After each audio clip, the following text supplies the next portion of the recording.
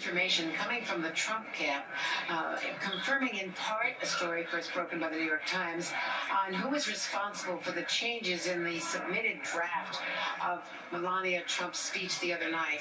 Here's what happened, because there was a professionally written speech that was submitted by Matt Scully, a writer who had worked in the past for the McCain and Palin camps and other former Mitt Romney and other former nominees. But Scully never got a response from the Trump camp, and there was radio silence, but apparently his draft speech was discarded. So now, from the Trump campaign, my name is Meredith Mciver. This statement we just released is I'm an in-house staff writer at the Trump Organization, also a longtime friend and admirer of the Trump family. In working with Melania Trump on her recent First Lady speech, we discussed many people who inspired her and messages she wanted to share with the American people. A person she has always liked is Michelle Obama. Over the phone, she read me some passages from Mrs. Obama's speech.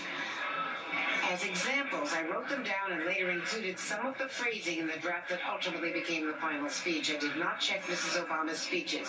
This was my mistake. I feel terrible for the chaos I have caused Melania and the Trumps as well as Mrs. Obama. No harm was meant.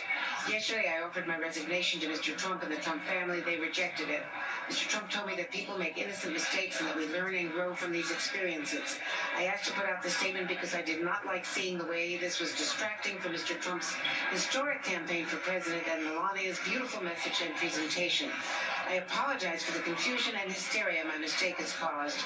Today, more than ever, I am honored to work for such a great family. I personally admire the way Mr. Trump has handled the situation, and I was grateful for his understanding. And it is signed Meredith Mciver.